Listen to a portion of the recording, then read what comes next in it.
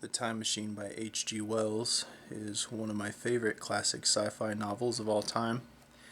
Originally published in 1895, short novel, some call it a novella, about 120-ish pages long. Um, Story of a time traveler who builds a time machine and goes to many different points in the future, but gets stuck at 800,000 years, some odd years in the future. And it's depressing and dark, and it hits harder than a lot of modern day storytellers across various mediums who think they have the same insight, inspiration, and heart edge that someone possessed of actual virtue and an inner sort of integrity and constitution and a deep, profound curiosity for universal truths in the universe explained through science that may or may not have links to moral paradigms and such, like an author, like an actual gentleman, an actual intellectual like H.G. Wells. And it is also, for writers, a model for the fact that a story can be told more memorably, infinitely more memorably, and more effectively with fewer words, with stronger symbols. It's not the abundance of set piece action scenes or frequency of dramatic events that occur. It's the overall sheer believability of a few key, well imagined, boldly imagined descriptions that make it all so eerily believable even today, which is meta in many levels that I don't have time to discuss. Um, this story is depressing, and for sensitive readers, I don't recommend. It doesn't have a very idealistic or spiritual view towards mankind. It has more of a Darwinian perspective, more so interpreting the natural world and um, evolution of the human race being dependent on a sort of Enlightenment era perspective that mostly focuses on measurable proofs, almost like looking, almost as if H.G. Wells is, through the catalyst example of the fictional time traveler main character, searching for a moral definition to the story retroactively. And that makes it more tragic and moving and memorable on another level of meta. That for usually young, bright minds, like nerdy boys like I was when I first read this story as a kid and it haunted me, um, it may not be understood all at once. It may be just feel like an action story or a horror story with some mysteries, with just a few cool sci-fi ideas, but this story has aged exponentially more profoundly with me in hindsight as I've gotten older. Now I'm 31, and I feel more and more like the time traveler. Now I'm going to go into spoiler territory. So, because this book's been out for about 130 years, I think it's fair for me to spoil the story and do a little bit of analysis. Why I really love this story is that, for many reasons, but one, it is all trusting the reader's imagination to know that by implication the human race failed in this fictional future timeline, possible future timeline, because I think it's still easy to imagine. By dropping the time traveler so far into the future, the speculative aspects of just imagining what could have led to the horrible soulless conditions of the denizens of the human race. It's such a bleak and lonely post-apocalyptic future in which you can clearly see that um, intellect is threatened by vice at some point in the long history that led to the present situation with the the Eloi and the Morlocks, the two peoples that have de-evolved over time, which clearly came from a long-standing separation between initially the rich and powerful and the what Orwell might call the proletariat population about 50 years after this book came out. I'm sure Orwell read this book or was familiar. I don't know if I'm saying their names right, but the fictional groups of people, but it's that lack of morality and that toxic ambition and indulgence in materialism that motivate the rich and powerful frequently to then lose the plot or lose the altruistic ambitions and motivations and goals that would have had a spiritual implication that would have allowed the human race to potentially move beyond Earth, or at least have a utopian future, a sort of self-sustaining eternal life type stabilization of the Earth, like terraforming type things and then moving on into space. But instead, this is a very hard sort of cautionary tale at human nature repeating itself and then going backwards rather than going off the planet. Now, I'm not entirely sure that sections of the human race in that very long timeline didn't leave and colonize other aspects of space and the human race survives elsewhere, but it's very clear, especially by the end of the novel, as the time traveler starts to jump to even further positions into the future, that the human race does go extinct and sort of eventually phase out into nothingness. And so there's this existential dread, more profound and symbolically and visually moving and memorable to me personally than any horror book I've ever read, with a certain type of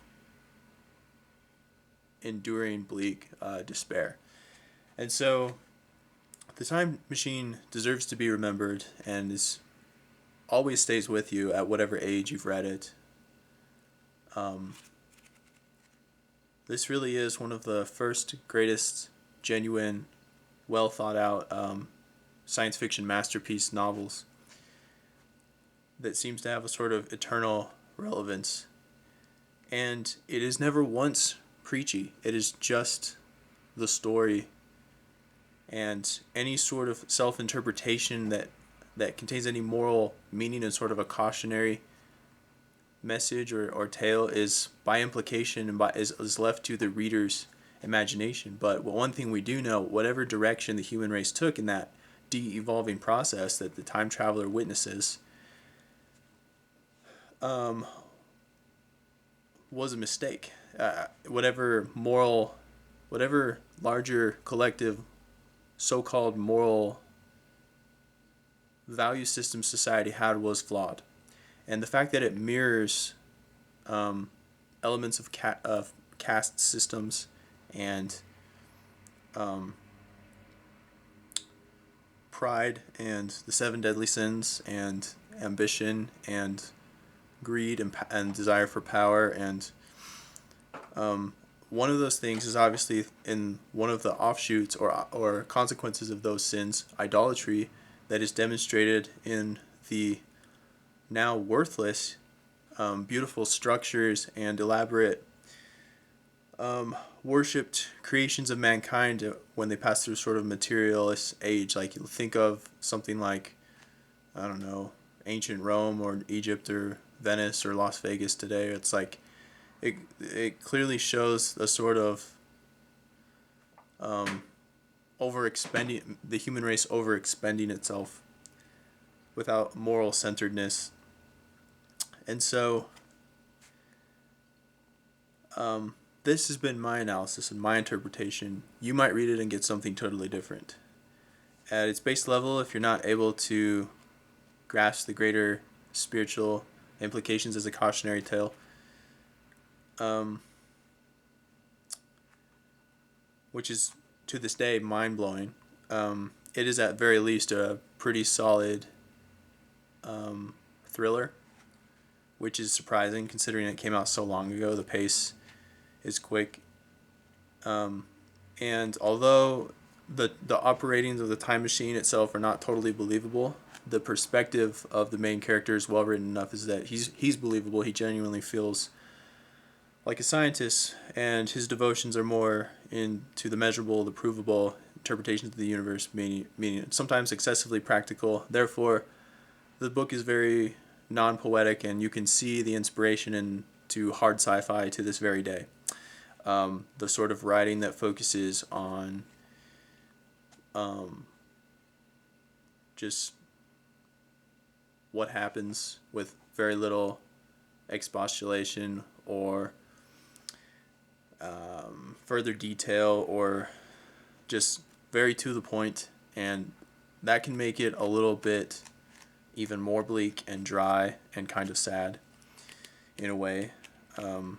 Kind of like, I would say, a little bit callous. The author's perspective and the main character's comes off as sort of past feeling and not extremely likable, but the story is really about conceptualizing this potential future and greater devotion to the characters that he meets or the world in that future state when he's stuck there. It never takes root. It's more or less him just trying to get back to his own time once he realizes that he screwed around and found out, so to say, like his ambition.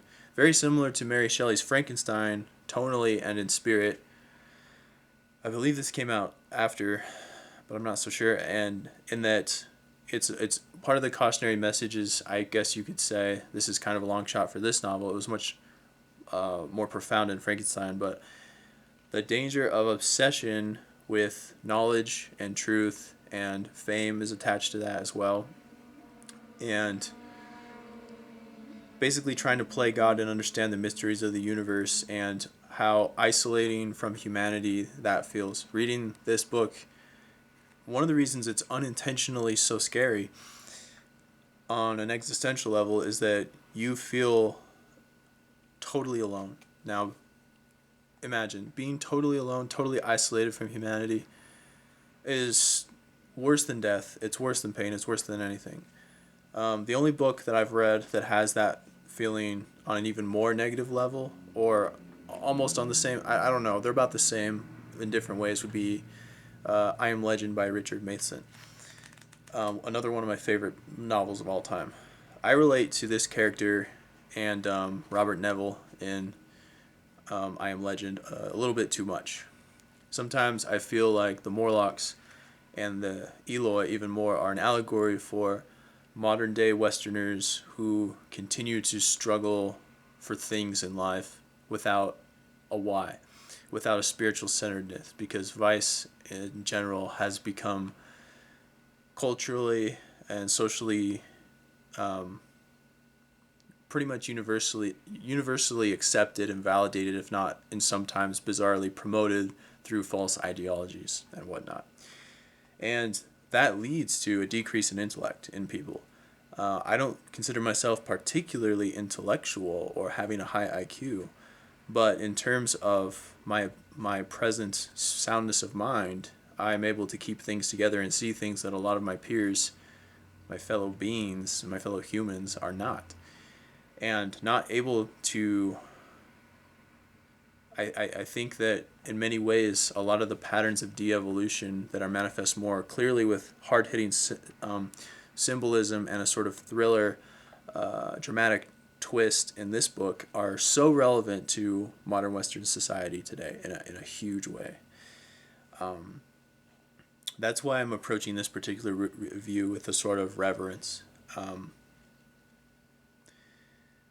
I'm not trying to be preachy or dramatic or say that I'm like this hopelessly spiritually misunderstood saint who just can't get along with people because I'm like Noah in the Bible. But at the same time, I do feel that way sometimes. But more so, not on a spiritual level, but more so on I would say, an intellectual level. and the parallel, the paradigm between this character and the denizens of the future, so far in the future. I'm not the only person that's felt a resemblance to that or a relation to that concept in recent history. So you might feel that way as well if you decide to read this classic piece of literature, speculative, hard sci-fi, whatever you want to call it. You've been warned. But it's a 10 out of 10. It's a classic. It's one that you don't really need to reread if you've read it once, because you will never forget it. And I wish there was better, imagined, more serious, R-rated, like horror movie level, genuinely existentially terrifying, brutal, gritty film adaptations of this, with a no nonsense like interpretation, without any music, without any like melodramatic acting or any lame CG effects. I wish that it was like we had just one very good 90 minutes like dark horror toned sci-fi that a lot of thought was put into the backdrop of the world and recreating set pieces to make the world seem like it really could be that far in the future. I'm talking like ruins of skyscrapers built atop skyscrapers, and that to give the sort of depth of history and lore of the long standing evolution and de-evolution process that is suggested in Wells' novel. So, but I don't think that'll ever happen. I don't think we are, as a people in Western society, smart enough or enlightened enough anymore to make that kind of art. We can only just make art that we think is as good as that, like a movie like Dark City or something, which claims to be as impactful as something like this novel, but comes off as another piece of cinematic schlockery in a way,